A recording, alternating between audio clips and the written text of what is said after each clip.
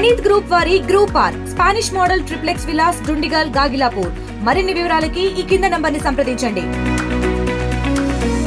రాష్ట్రంలో జరిగే ఉగ్రదాడి కంటే ప్రధానంగా చూసుకుంటే కూడా భారతీయులందరూ కూడా కన్నీరు మున్నీరుగా విలపించిన సిచ్యువేషన్. ఈ రోజు మాత్రం చార్మినార్లో ర్యాలీ జరుగుతున్న పరిస్థితి. ఏదైతే పాకిస్తాన్ సిటిజన్స్ ఉన్నారో వాళ్ళందరి మీద కూడా కాటన్ సర్చ్ జరగాలి, తిరిగి తమ దేశానికి వాళ్ళు వెళ్ళిపోవాలి అంటూ కూడా పలువురు చెప్తున్న సిచ్యువేషన్ కనిపిస్తుంది. మనతో పాటు ఉమా మహేందర్, గోల్కొండ బీజేపీ జిల్లా ప్రెసిడెంట్ మనతో పాటు అయితే ఉన్నారు.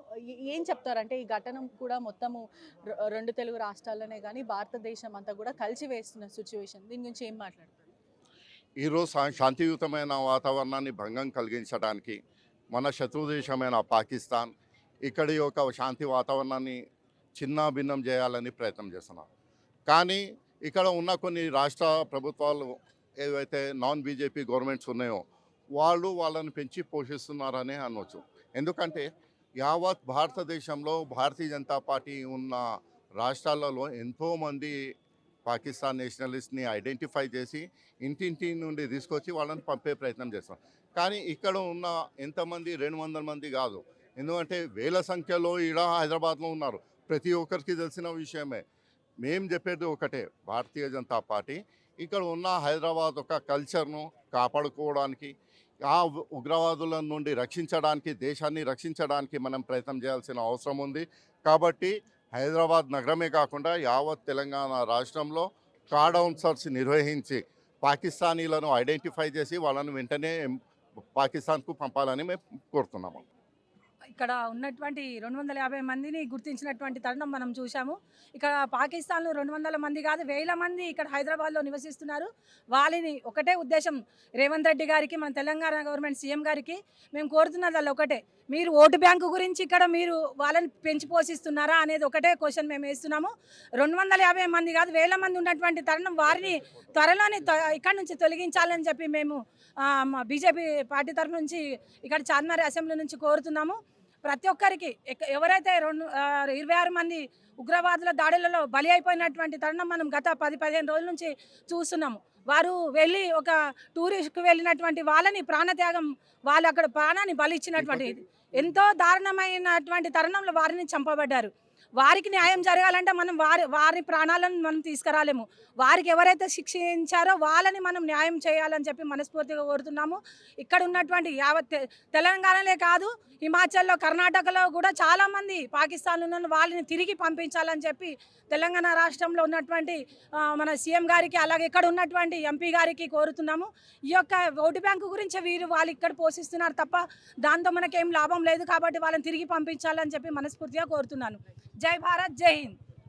బీజేపీ సీనియర్ నేత, స్పోక్స్ పర్సన్ మనతో పాటు ఉన్నారు. ఈ ఘటనని ఎలా చూడాలంటే, ఈరోజు ర్యాలీ అయితే నిర్వహించారు. దీని మీద చాలామంది చెప్తున్నారు, అందరూ బాధపడుతున్నారు. ఒకటేసారి పూర్తిగా రాష్ట్రం అంతా కూడా కదిలించిన సిచ్యువేషన్, ఏం చెప్తారు?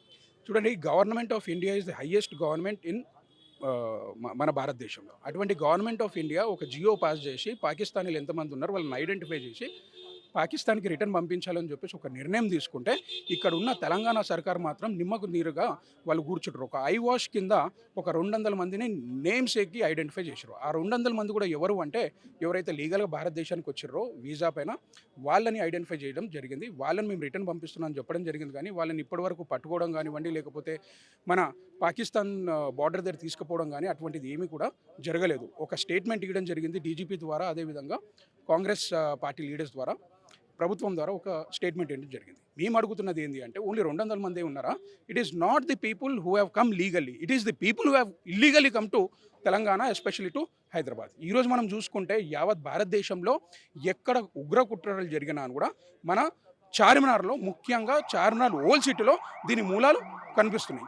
ఈ మూలాలు కనిపించడానికి ముఖ్యమైన కారణం ఏంటంటే, ఇల్లీగల్ ఇమిగ్రెంట్స్ ఏదైతే వచ్చారో ఆ ఇల్లీగల్ ఇమిగ్రెంట్స్ ఇక్కడ స్థిరపడడం, దానికి పొలిటికల్ సపోర్టు ఓవైసీ లాంటి ఎంఐఎం పార్టీలు, అదే కాంగ్రెస్ పార్టీ వత్తాసు పలకడం వల్ల ఇటువంటి వాళ్ళు ఇక్కడ వచ్చేసి స్లీపర్ సెల్స్ లెక్క ఉండడము. ఈ స్లీపర్ సెల్స్ అందరూ కూడా సమయం వచ్చినప్పుడు భారతదేశం పైన విరుచుకుపడడం మనం అందరం కూడా చూస్తున్నాము. ఈరోజు మేము డిమాండ్ చేస్తున్నది ఏంటి అంటే, మీరందరూ కూడా ఎట్టి పరిస్థితుల్లో దీన్ని బట్టబయలు చేస్తూ మేమందరం బట్టబయలు చేస్తూ ఈరోజు ప్రభుత్వానికి అదేవిధంగా పోలీస్ డిపార్ట్మెంట్కు డిమాండ్ చేస్తున్నాము. మీరు ఎట్టి పరిస్థితుల్లో ఇక్కడి నుంచి ఎవరైతే ఇల్లీగల్ ఇమిగ్రెంట్స్ ఉన్నారో వాళ్ళందరినీ కూడా మీరు ఐడెంటిఫై చేయాలా, ఐడెంటిఫై చేసి వాళ్ళని పట్టుకొని బయటికి తీసుకెళ్లాలా.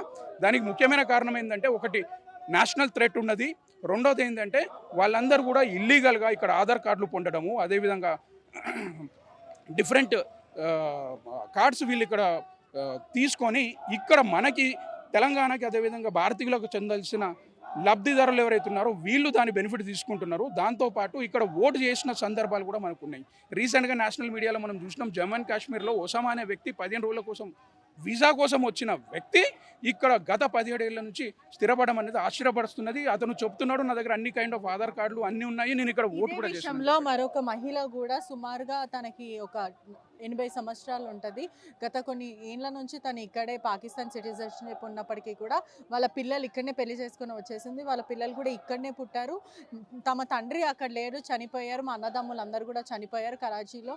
నేను ఇంకా ఎక్కడికి వెళ్ళాలి, నేను భారతదేశంలోనే ఉంటాను, హైదరాబాద్లో ఉంటానంటూ కూడా తను చెప్తుంది. అనేక సార్లు నాకు మెడికల్ కండిషన్ కూడా బాగాలేదంటుంది. సో ఇటువంటి వాళ్ళని ఎలా కన్సిడర్ చేస్తాం, ఏం చెప్తాం వాళ్ళ గురించి? చూడండి మేడం, మీరు ఒకసారి ఉదాహరణకి డొనాల్డ్ ట్రంప్ గారు ఏం చేసే రోజు మనం చూసుకుందాం. ఆయన అయితే ఇంకా సంఖ్యలు లేచి భారతదేశానికి మన భారతీయులను పంపిస్తారు ఇల్లీగల్ ఇమిగ్రెంట్స్ అని. మనం గుర్తుపెట్టుకోవాల్సింది ఏంటి అంటే, వాళ్ళు ఏం లీగల్గా పోలేదు, ఇల్లీగల్ ఇమిగ్రెంట్స్. అటువంటి కఠినమైన ఒక చర్య ఈరోజు భారతదేశానికి తీసుకునే అవసరం ఉన్నది. ఇవన్నీ హ్యుమానిటేరియన్ గ్రౌండ్స్ కంటే కూడా చాలా ఇంపార్టెంట్. ఏంటంటే national security is more important than humanitarian grounds. Yes, we have humanitarian, but the national security is more important. ఈ నేషనల్ సెక్యూరిటీని మనం కన్సిడర్ చేయకపోతే రానున్న సమయంలో ఇంక ఇటువంటి ఉగ్రదాడులు పెరిగే అవకాశాలు చాలా ఎక్కువగా ఉంటాయి. కాబట్టి ఖచ్చితంగా హ్యుమానిటేరియన్ గ్రౌండ్స్ని సెకండరీ ఫేస్ పైన పెట్టాల్సి వస్తుంది. ఖచ్చితంగా వాళ్ళందరినీ కూడా తిరిగి వాళ్ళ దేశాలకు పంపించాల్సిన అవసరం ఉన్నది. ఇంకా వీళ్ళందరూ సంతోషించాలా. మనము వాళ్ళని జైళ్ళలో పెట్టట్లేదు, లేకపోతే సంకలేసి పంపించట్లేదు.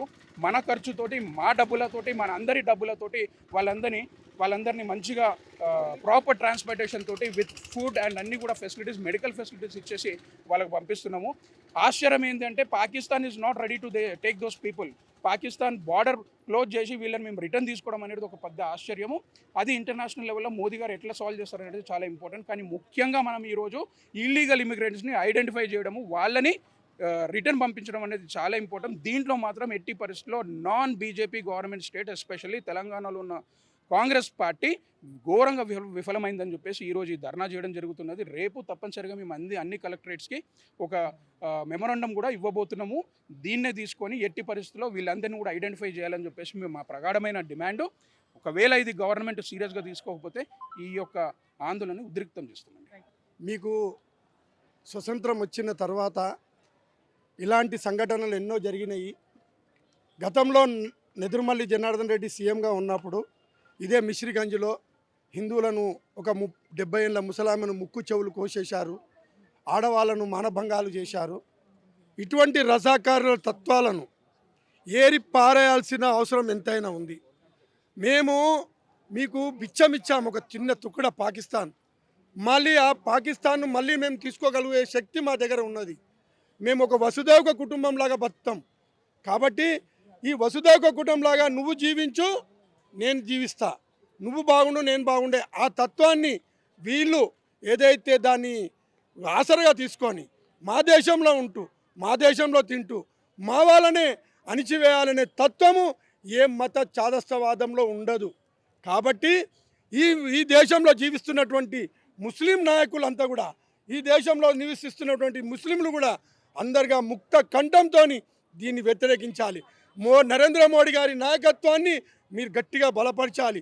ఎప్పుడైతే దేశభక్తి, ఏదైతే దైవభక్తి, ఏదైతే రాజ్యాంగాన్ని గౌరవించే వాళ్ళను మీరందరూ కూడా దేశంలో నివసిస్తున్న ముస్లింలందరూ కూడా మీరు ఎప్పుడైతే సమర్థిస్తారో మీరు సస్యశ్యామలంగా ఉంటారు, పాకిస్తాన్ కూడా సస్యశ్యామలం ఉంటారు.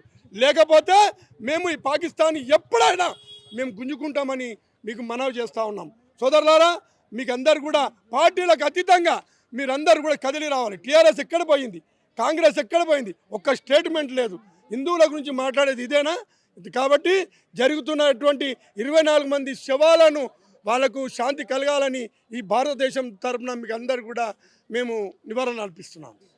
అంటే ఇప్పటికే చూసుకున్నట్టయితే కూడా గత కొన్ని రోజుల నుంచి కూడా చార్మినార్ అంతా కూడా హై అలర్ట్ ప్రకటించిన సిచ్యువేషన్ కనిపిస్తుంది. ప్రధానంగా చూసుకుంటే కూడా ఈ రోజు ర్యాలీ నిర్వహించారు. దీంట్లో గో బ్యాక్ పాకిస్తానీ సిటిజన్స్ అంటూ కూడా ఆందోళన వ్యక్తం చేస్తున్నారు. మొత్తం హైదరాబాద్ వాసులంతా కూడా ఒక పానిక్ సిచ్యువేషన్లో ఉన్నారని కూడా చెప్పొచ్చు.